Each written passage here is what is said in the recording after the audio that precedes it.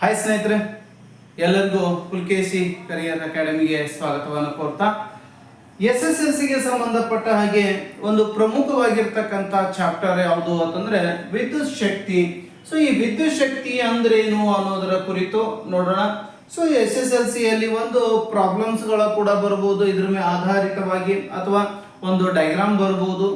So ಏನು ವಿದ್ಯುತ್ ಶಕ್ತಿ ಅಂತಂದ್ರೆ ಒಂದು ಏಕಮಾನ ಸಮಯದಲ್ಲಿ ವಾಹಕದ ಮೂಲಕ ಪ್ರವಹಿಸುವ ಆವೇಶಗಳ ಒಂದು ಪರಿಮಾಣವನ್ನು ನಾವೇನಂತ ಕರಿತೀವಿ, ವಿದ್ಯುತ್ ಶಕ್ತಿ ಅಂತ ಹೇಳಿ ಕರಿತೀವಿ.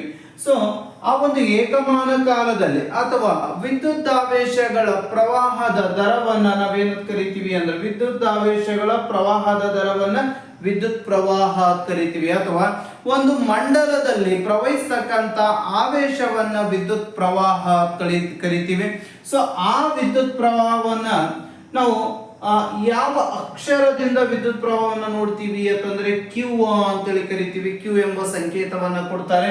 ಸೊ ಅದರೊಳಗಡೆ ಪ್ರಮುಖವಾಗಿ ವಿದ್ಯುತ್ ಆವೇಶಗಳ SI ಮೂಲಮಾನ ಯಾವುದು ಅಂತ ನೋಡಿದಾಗ ವಿದ್ಯುತ್ ಆವೇಶಗಳ ಒಂದು SI ಮೂಲಮಾನ ಯಾವುದು ಅಂತಂದ್ರೆ ಕೂಲಮ್ ಅಂತ ಕರಿತೀವಿ. ಸೊ 1 ಕೂಲಮ್ ಅಂದ್ರೆ 6 × 10⁻18 ಎಲೆಕ್ಟ್ರಾನ್ಗಳಿನ ವಿದ್ಯುತ್ ಆವೇಶ ಅಂತ ಕರಿತೀವಿ.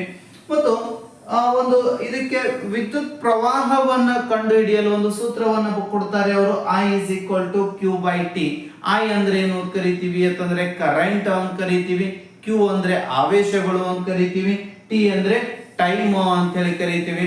ಸೊ 1 ಸೆಕೆಂಡ್ ಒಳಗಡೆ ಎಷ್ಟು ವಿದ್ಯುತ್ ಆವೇಶಗಳು ಪ್ರವಹಿಸ್ತಾ ಇದ್ದಾವೆ ಆ ವಾಹಕದಲ್ಲಿ ಅನ್ನೋದ್ರ ಮೇಲೆ ವಿದ್ಯುತ್ ಪ್ರವಾಹ ನಿಂತಿರುತ್ತೆ.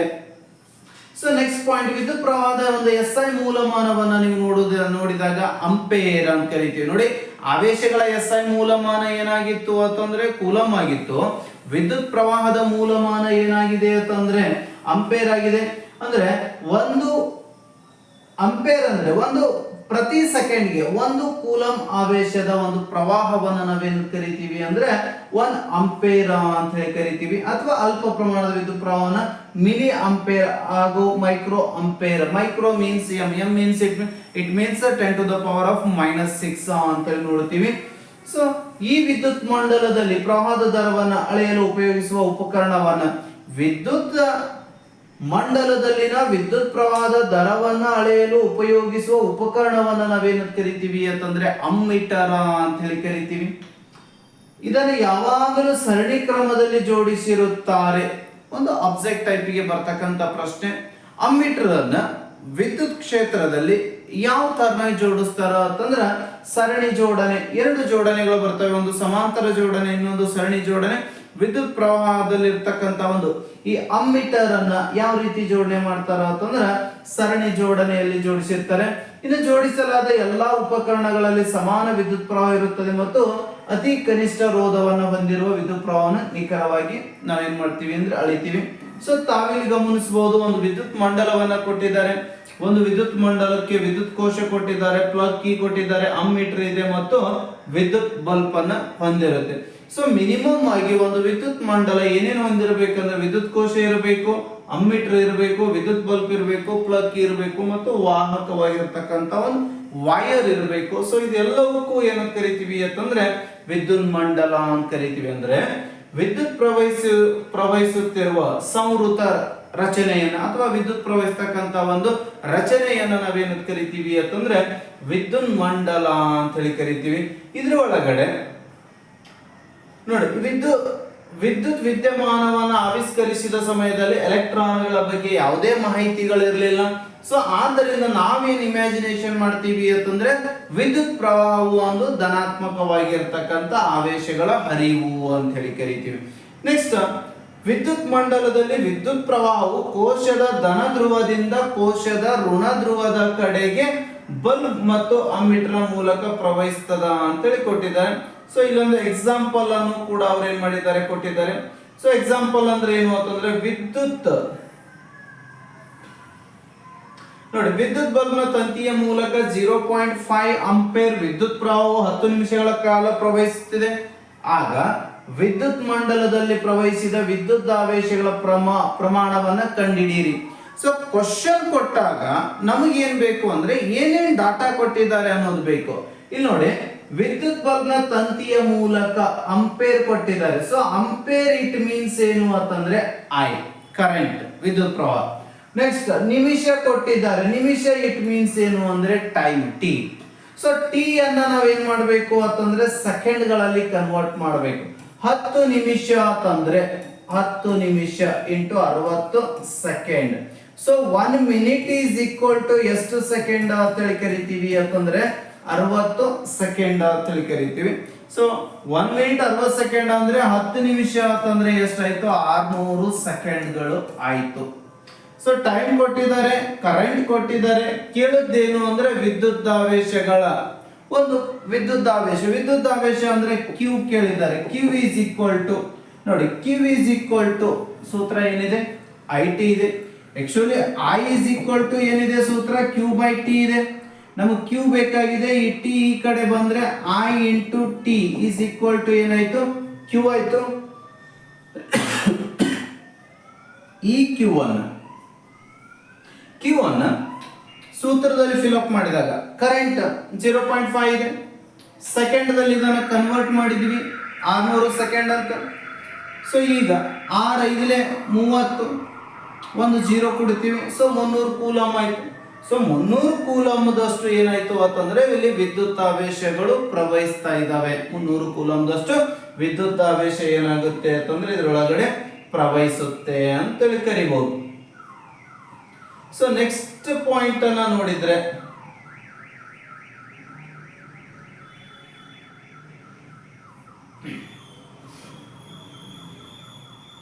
ಸೆಕೆಂಡ್ ಪಾಯಿಂಟ್ ನೋಡ್ರಿ, ವಿದ್ಯುತ್ ಬಲ್ಬ್ನ ತಂತಿಯ ಮೂಲಕ 5 MA ವಿದ್ಯುತ್ ಪ್ರವಾಹ 10 ನಿಮಿಷಗಳ ಕಾಲ ಪ್ರವಹಿಸುತ್ತದೆ. ಆಗ ವಿದ್ಯುತ್ ಮಂಡಲದಲ್ಲಿ ಪ್ರವಹಿಸಿದ ವಿದ್ಯುದಾವೇಶಗಳ ಪ್ರಮಾಣವನ್ನ ಕಂಡುಹಿಡಿಯಿರಿ ಅಂತ ಕೇಳಿದ್ದಾರೆ. ಸೊ ಇಲ್ಲಿ ಮಿಲಿ ಅಂಪೇರ್ ಕೊಟ್ಟಿದ್ದಾರೆ. ಸೊ ಮಿಲಿ ಅಂಪೇರ್ ಅನ್ನ ನಾವೇನ್ ಮಾಡಬೇಕು? ಕನ್ವರ್ಟ್ ಮಾಡಬೇಕು. ಯಾವ ರೀತಿ?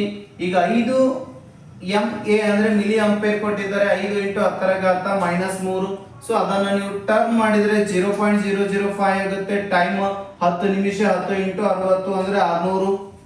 ಸೊ ನೆಕ್ಸ್ಟ್ ವಿದ್ಯುದಾವೇಶಗಳ ಪ್ರಮಾಣ Q is equal to IT 0.005 into 600 ಏನಾಗುತ್ತೆ ಅಂತಂದ್ರೆ ಜೀರೋಗಳು ಈ ಕಡೆ ಸರಿದಾಗ 3 ಕೂಲಂಬ್ ಆಗುತ್ತೆ. ಸೊ ನೆಕ್ಸ್ಟ್ ವಿದ್ಯುತ್ ವಿಭವ ಮತ್ತು ವಿಭವಾಂತರ. ಯಾಕಂದ್ರೆ ಯಾವುದೇ ಒಂದು ವಿದ್ಯುತ್ ಮಂಡಲವನ್ನ ತಾವು ನೋಡಿದಾಗ ಆ ವಿದ್ಯುತ್ ಮಂಡಲದಲ್ಲಿ ವಿದ್ಯುತ್ತಾವೇಶಗಳು ಏನಾಗಲ್ಲ ಅಂದ್ರೆ ತಮ್ಮಷ್ಟಕ್ಕೆ ತಾವೇ ಪ್ರವಹಿಸುವುದಿಲ್ಲ.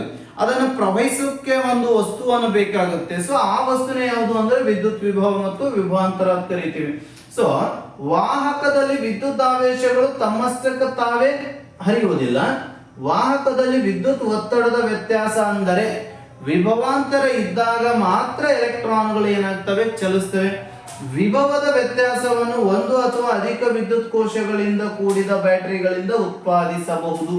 ಅಥವಾ ವಿದ್ಯುತ್ ಕೋಶದಲ್ಲಿನ ರಾಸಾಯನಿಕ ಕ್ರಿಯೆಯಿಂದಾಗಿ ವಿದ್ಯುತ್ ಕೋಶದ ಧ್ರುವಗಳ ನಡುವೆ ವಿಭವಾಂತರ ಏನಾಗುತ್ತೆ? ಉಂಟಾಗುತ್ತೆ. ಹಾಗಾದ್ರೆ ವಿಭವಾಂತರ ಅಂದ್ರೆ ಏನು? ಸೊ ವಿಭವಾಂತರ ಅಂದ್ರೆ ಒಂದು ಏಕಮಾನ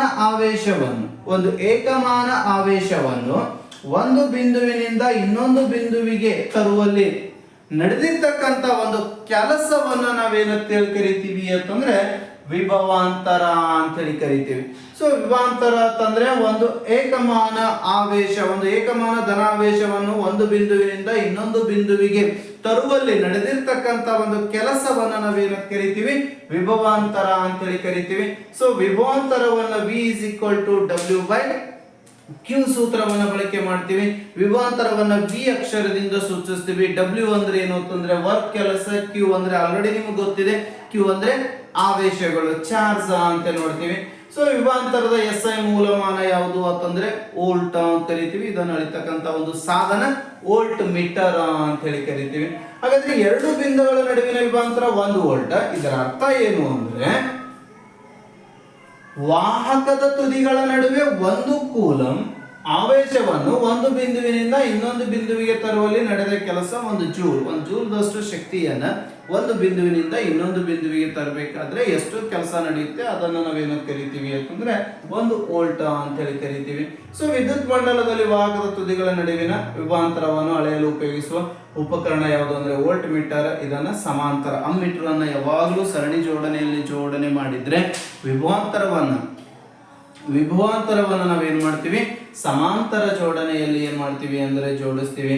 ಯಾಕಂದ್ರೆ ಗರಿಷ್ಠ ರೋಧ ಹೊಂದಿರುತ್ತ, ಅಲ್ಲಿ ಅಮ್ಮೀಟರ್ ಕನಿಷ್ಠ ರೋಧವನ್ನು ಹೊಂದಿದ್ರೆ ಇದು ಗರಿಷ್ಠ ರೋಧವನ್ನು ಹೊಂದಿರುವುದರಿಂದ ಇದನ್ನ ಏನ್ ಮಾಡ್ಬೇಕು ಅಂತಂದ್ರೆ ಒಂದು ಸಮಾಂತರ ಜೋಡಣೆಯಲ್ಲಿ ಜೋಡಣೆ ಮಾಡಬೇಕು. ಇಲ್ಲ ಪ್ರಾಬ್ಲಮ್ ಅನ್ನ ಕೊಟ್ಟಿದ್ದಾರೆ. ಸೊ 12 ವಿಭವಾಂತರ 12 ವೋಲ್ಟೇಜ್ ವಿಭವಾಂತರ ಇರತಕ್ಕಂತ ಎರಡು ಬಿಂದುಗಳ ನಡುವೆ 2 ಸಿ ಕೂಲಂಬ್ ಆವೇಶಗಳು ಚಲಿಸಿದಾಗ ಆಗುವ ಕೆಲಸ ಎಷ್ಟು ಅಂತ ಕೇಳಿದ್ದಾರೆ. ನೋಡಿ V is equal to 12 volt ಇದೆ, ಕೂಲಂಬ್ ಎಷ್ಟಿದೆ ಅಂತಂದ್ರೆ 2C ಇದೆ, ವರ್ಕ್ ಅನ್ನು ಹಿಡೀರಿ ಅಂತ ಹೇಳಿದ್ದಾರೆ. ಸೊ ವರ್ಕ್ ಅನ್ನ ನಾವೇನ್ ಮಾಡಬಹುದು ಅಂತಂದ್ರೆ ನಿಮ್ಗೆ ಗೊತ್ತಿದೆ, voltage is equal to W/Q ಅನ್ನೋದು ಒಂದು ಸೂತ್ರ. ಇದು ವಿಭವಾಂತರ ಕಂಡು ಹಿಡಿತಕ್ಕಂತ ಬಳಸಲು ಸೂತ್ರ. ಈಗ ನಮಗ್ ಬೇಕಾಗೋದೇನು ಅಂತಂದ್ರೆ W ಬೇಕಾಗಿದೆ. ಸೊ W ಬೇಕಾಗಿರೋದ್ರಿಂದ Q ಆ ಕಡೆ ಹೋಗುತ್ತೆ, ಅವಾಗ V ಇಂಟು ಏನಾಗ್ಬಿಡುತ್ತೆ, ಇದು Q ಆಗುತ್ತೆ. ಸೊ ಈಗ W is equal to V into Q. ಅಲ್ಲಿ ಆಲ್ರೆಡಿ V ಕೊಟ್ಟಿದ್ದಾರೆ 12 ವೋಲ್ಟ್ ಇದೆ, ಕೂಲಂಬ್ ಕೊಟ್ಟಿದ್ದಾರೆ 12 24. ಕೆಲಸವನ್ನ ಎದುರಾಗ ಅಳಿತೀವಿ ಅಂದ್ರೆ ಜೂಲ್ಸ್ ಅಲ್ಲಿ ಕೆಲಸವನ್ನ ನಾವೇನ್ ಮಾಡ್ತೀವಿ ಅಂತಂದ್ರೆ ಅಳಿತೀವಿ. ಸೊ ಹಾಗಾಗಿ ಇದರ ಆನ್ಸರ್ ಏನಾಯ್ತು ಅಂತಂದ್ರೆ 24 ಜೂಲ್ಸ್ ಆಯ್ತು. ಸೊ ಅದೇ ತರನಾಗಿ 30 ಕೂಲಂಬ್ ಆವೇಶಗಳನ್ನ ನೋಡಿ, ಕೂಲಂಬ್ ಸಿ ಕೊಟ್ಟಿದ್ದಾರೆ. ಸೊ ಸಿ ಕೊಟ್ಟಿದ್ದಾರೆ ಅಂದ್ರೆ Q ಕೊಟ್ಟಂಗ. ಸೊ Q ಕೊಟ್ಟಿದ್ದಾರೆ ಅಂತಂದ್ರೆ Q is equal to 30 coulomb. W ಕೆಲಸ 270 ಜೂಲ್ ಆದ್ರೆ ವಾಹಕದ ತುದಿಗಳ ನಡುವಿನ ವಿಭವಾಂತರ ಎಷ್ಟು ಅಂತ ಕೇಳಿದ್ದಾರೆ. ಸೊ ಎರಡು ತುದಿಗಳದಾವೆ, ಒಂದು ಎ ಇದೆ, ಇಲ್ಲಿಂದ ಇಲ್ಲಿ ವಿದ್ಯುತ್ ಅನ್ನು ತರಬೇಕಾಗಿದೆ. ಇದರ ನಡುವೆ ನಡೆದಿರ್ತಕ್ಕಂತ ಕೆಲಸವನ್ನ ನಾವೇನಂತ ಕರಿತೀವಿ ಅಂತಂದ್ರೆ ನೋಡಿ, ಇದ್ರ ನಡುವೆ ನಡೆದಿರ್ತಕ್ಕಂತ ಕೆಲಸವನ್ನ ನಾವೇನಂತ ಕರಿತೀವಿ ಅಂತಂದ್ರೆ ವಿಭವಾಂತರ ಅಂತ ಕರಿತೀವಿ. ಸೊ ಎಷ್ಟು ಅಂತ ಕೇಳಿದ್ದಾರೆ. ಸೊ ಈಗ ನೋಡಿ W 270 ಕೂಲಂಬ್ ಕೊಟ್ಟಿದ್ದಾರೆ 30. ಸೊ E0 ಕ್ಯಾನ್ಸಲ್, 3 ವಿಭವಾಂತರವನ್ನ ಅಳಿತಕ್ಕಂತ ಅಥವಾ ಸಂಕೇತವನ್ನ ನೀಡತಕ್ಕಂಥದ್ದು ಯಾವುದ್ರೊಳಗಡೆ ಅಂತಂದ್ರೆ ವೋಲ್ಟ್ ಒಳಗಡೆ ನಾವು ಇದನ್ನ ಏನ್ ಮಾಡ್ತೀವಿ ಅಂದ್ರೆ ಸಂಕೇತವನ್ನ ನೀಡ್ತೀವಿ. ನೆಕ್ಸ್ಟ್ ಪರೀಕ್ಷಾ ದೃಷ್ಟಿಕೋನವನ್ನ ಇಟ್ಕೊಂಡು ಇದ್ರ ಮೇಲೆ ಒಂದು ಕ್ವಶನ್ ಅನ್ನ ಕೇಳ್ತಾರೆ. ಸೊ ವಿದ್ಯುತ್ ಕೋಶ ಅಂತ ತಾವು ನೋಡಿದಾಗ ವಿದ್ಯುತ್ ಕೋಶ ಬ್ಯಾಟರಿ ಪ್ಲಸ್ ಅಂಡ್ ಮೈನಸ್ ಚಿಹ್ನೆ, ವಿದ್ಯುತ್ ಕೋಶಗಳ ಸಂಯೋಜನೆ ಈ ರೀತಿ ಇರುತ್ತೆ. ಮತ್ತು plug key, next plug key ಅಥವಾ ಸ್ವಿಚ್, ತಂತಿಯ ಕೀಲು ಜೋಡಣೆ, ಸೇರ್ಪಡೆ ಇಲ್ಲದ ತಂತಿ, ವಿದ್ಯುತ್ ಬಲ್ಬ್, ಇದು ವಿದ್ಯುತ್ ರೋಧ ಅಂತ ಹೇಳಿ ಕರಿತೀವಿ, ಅಥವಾ ರಿಯೋಸ್ಟಾಟ್, ಅಂಪೇರ್ ಅಥವಾ ಅಮ್ಮೀಟರ್, ಇದು ವೋಲ್ಟ್ ಮೀಟರ್ ಆಗಿದೆ.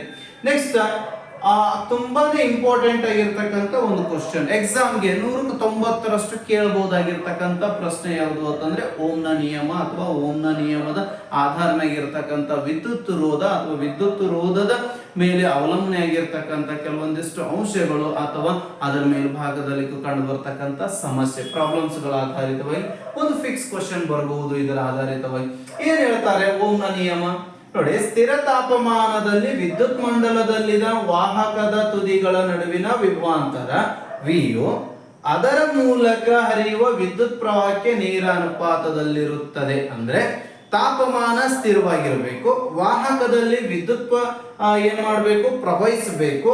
ಆ ವಿದ್ಯುತ್ ಏನಾಗಿರಬೇಕು, ವಿಭವಾಂತರಕ್ಕೆ ನೇರ ಅನುಪಾತದಲ್ಲಿ ಇರಬೇಕು ಅಂತ ಹೇಳ್ತಾರೆ. ಅಂದ್ರೆ ಇನ್ನೊಂದ್ಸತಿ ನೋಡಿ, ಸ್ಥಿರ ತಾಪದಲ್ಲಿ ವಿದ್ಯುತ್ ಮಂಡಲದಲ್ಲಿನ ವಾಹಕದ ತುದಿಗಳ ನಡುವಿನ ವಿಭವಾಂತರ ವಿಯು ಅದರ ಮೂಲಕ ಪ್ರವಹಿಸುವ ವಿದ್ಯುತ್ ಪ್ರವಾಹಕ್ಕೆ ನೇರ ಅನುಪಾತದಲ್ಲಿರುತ್ತದೆ. ಸೊ ಅಂದ್ರೆ V is directly proportional to I. ವಿಭವಾಂತರವು ವಿದ್ಯುತ್ ಪ್ರವಾಹಕ್ಕೆ ನೇರ ಅನುಪಾತದಲ್ಲಿರುತ್ತದೆ ಯಾವಾಗ, ಸ್ಥಿರ ತಾಪವಿದ್ದಾಗ. So V is equal to RI. R ಇಲ್ಲಿ ಏನಾಯ್ತು, ರೆಸಿಸ್ಟೆನ್ಸ್ ಬಂತು, ರೆಸಿಸ್ಟೆನ್ಸ್ ಬಂದಾಗ ವಿದ್ಯುತ್ ರೋಧ ಬಂತು, ಅವಾಗ ಇಲ್ಲಿ ಏನಾಯ್ತು, ಸ್ಥಿರಾಂಕ ಆಗಿರುತ್ತೆ. ಸೊ ಇದನ್ನ ರೋಧ ಅಂತ ಕರಿತೀವಿ.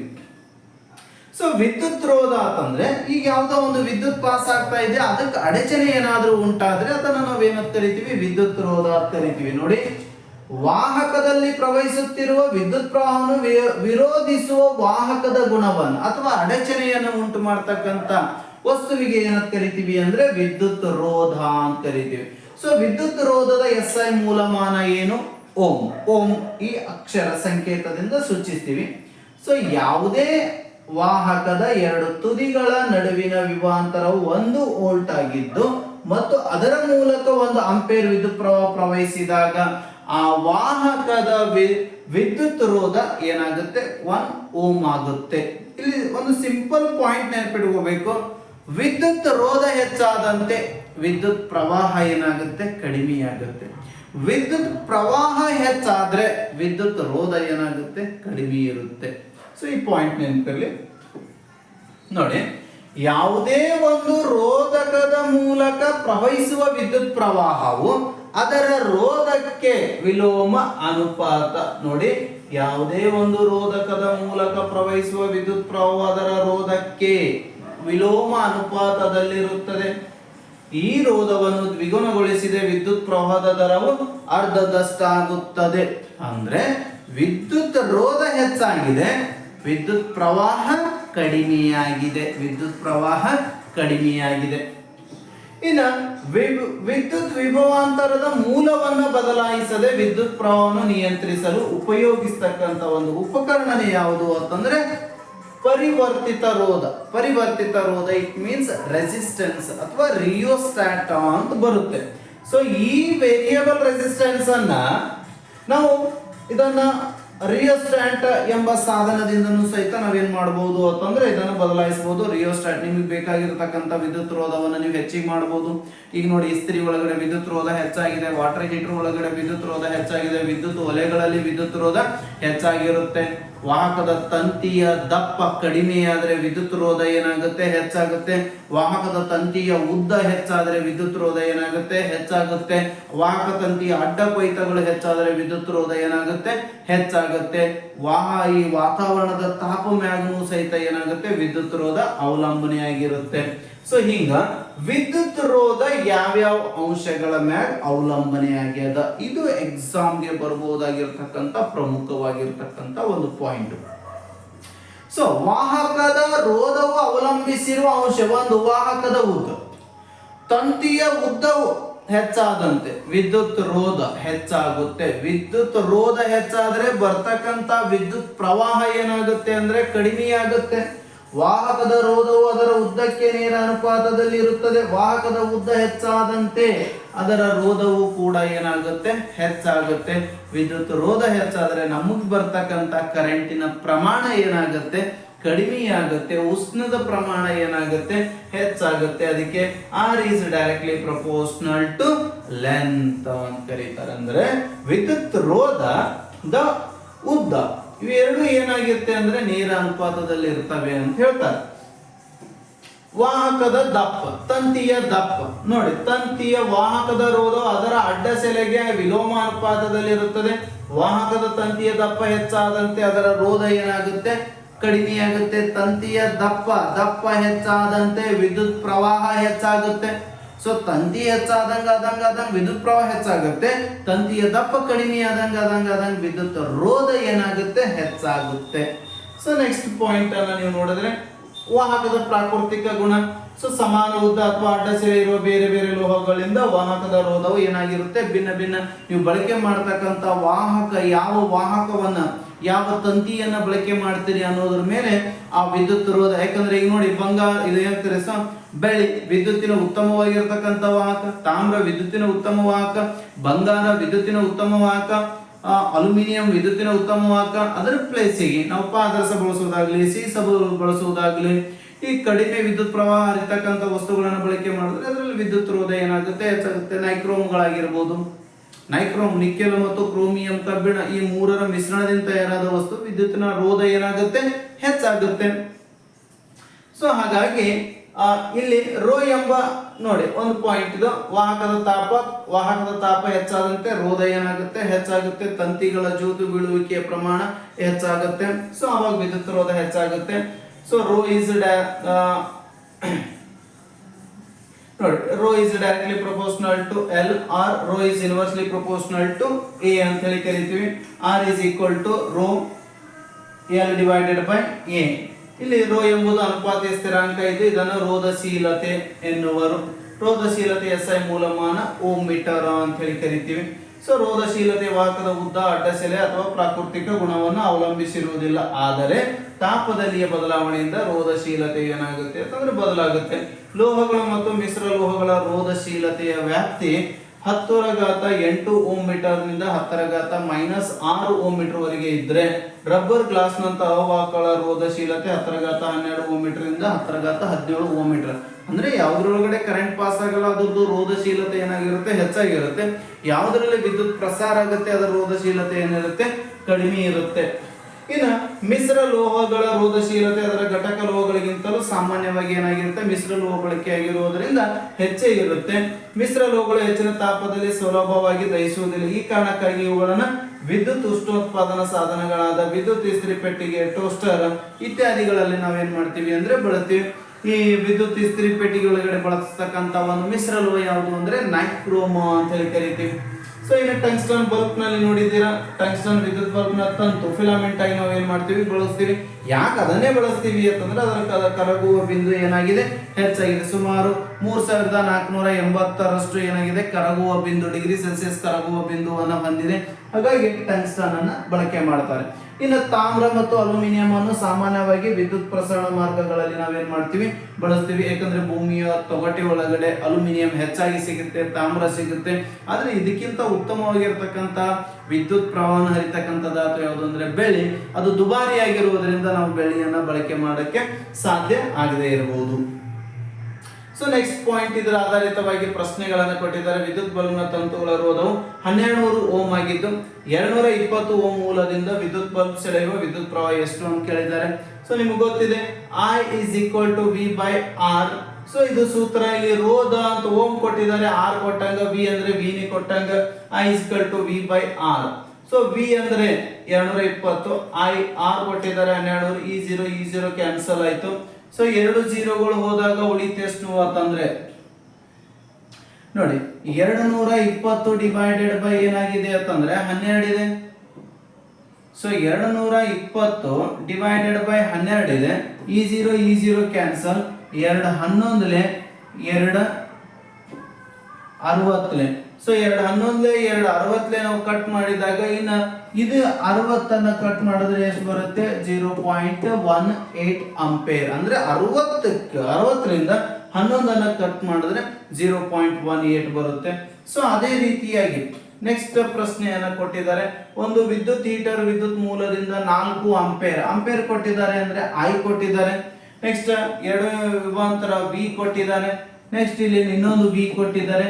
ಸೊ ಒಂದು ವಿದ್ಯುತ್ ಹೀಟರ್ ವಿದ್ಯುತ್ ಮೂಲದಿಂದ 4 ಆಂಪಿಯರ್ ವಿದ್ಯುತ್ ಸೆಳೆಯುವಾಗ ಅದರ ತುದಿಗಳ ನಡುವಿನ ವಿಭಾಂತರ 60 ವೋಲ್ಟ್ ಆಗಿದ್ದು, ಸದರಿ ವಿದ್ಯುತ್ ಹೀಟರ್ನ ವಿಭಾಂತರ 120 ವೋಲ್ಟ್ಗೆ ಹೆಚ್ಚಿಸಿದಾಗ, 60 ಇದ್ದದ್ದು 120ಗೆ ಹೆಚ್ಚಿದಾಗ ಏನಾಗುತ್ತೆ ಅಂತಂದ್ರೆ ಸಹಜವಾಗಿ ಅದು ಡಬಲ್ ಬರ್ತಕ್ಕಂಥ ಪ್ರೊಸೆಸ್ ಇರುತ್ತೆ. ಸೊ ಯಾವ ರೀತಿ ಅಂತಂದ್ರೆ ನೋಡಿ, R = V/I 64 ಆಂಪಿಯರ್ ಇದ್ದಾಗ 15 ಓಮ್ಗಳಷ್ಟು ವಿದ್ಯುತ್ ರೋಧ ಉಂಟಾಯಿತು. ಅದನ್ನು 120ಕ್ಕೆ ನೀವು ಹೆಚ್ಚಿಗೆ ಮಾಡಿದಾಗ 8 ಓಮ್ದಷ್ಟು ಏನಾಗುತ್ತೆ ಅಂತಂದ್ರೆ ಇದನ್ನು ಕಟ್ ಮಾಡಿದಾಗ 15 1 15 8 120 ಆಗುತ್ತೆ. ಸೊ ಇದು 8 ಓಮ್ ಆಂಪಿಯರ್ದಷ್ಟು ವಿದ್ಯುತ್ ಪ್ರವಾಹನ ಬಳಕೆ ಮಾಡುತ್ತೆ. ಸೊ ನೆಕ್ಸ್ಟ್ 12 ವೋಲ್ಟ್ ಬ್ಯಾಟರಿಯನ್ನು ಒಂದು ರೋಧಕದ ಜೊತೆ ಸಂಪರ್ಕಿಸಿದಾಗ ಅದರಲ್ಲಿರುವ ವಿದ್ಯುತ್ ಪ್ರವಾಹವು 2.5 ಮಿಲಿ ಆಂಪಿಯರ್ ಆಗಿರುತ್ತೆ. ಆದರೆ ರೋಧವನ್ನ ಕಂಡುಹಿಡಿಯಿರಿ ಅಂತ ಕೇಳಿದ್ದಾರೆ. ಈಗಾಗಲೇ ನಿಮ್ಗೆ ಗೊತ್ತಿದೆ, ವಿ ಕೊಟ್ಟಿದ್ದಾರೆ, ಇನ್ನು ಮಿಲಿ ಆಂಪಿಯರ್ ಅಂದ್ರೆ ಐ ಕೊಟ್ಟಿದ್ದಾರೆ. ಐ ಅನ್ನ ನೀವು ಕನ್ವರ್ಟ್ ಮಾಡ್ಕೋಬೇಕು, 0.025 ಎ ಆಗುತ್ತೆ. ಯಾಕಂದ್ರೆ ಮಿಲಿ ಇರೋದ್ರಿಂದ 10⁻³ ಮಾಡ್ಕೋಬೇಕು. So R = V/I 12 / 0.02225. ಇದನ್ನು ಮಲ್ಟಿಪ್ಲೈ ಮಾಡಿದ್ರೆ ಏನಾಗುತ್ತೆ, 4800 ಆಂಪಿಯರ್ದಷ್ಟು ಏನಾಗುತ್ತೆ ಅಂತಂದ್ರೆ ಇದು ಆನ್ಸರ್ ಬರುತ್ತೆ.